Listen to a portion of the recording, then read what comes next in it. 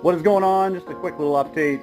We are twisting some square steel stock for kickstands, sissy bars, a jockey shift linkage for the SR500. We're going to do that now really quick, just with a really ghetto setup. But it's the only way we know how.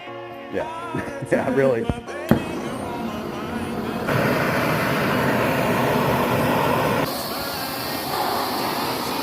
Got our first twist on.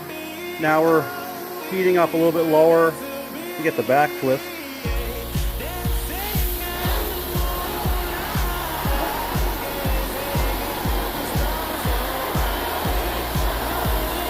A little lower.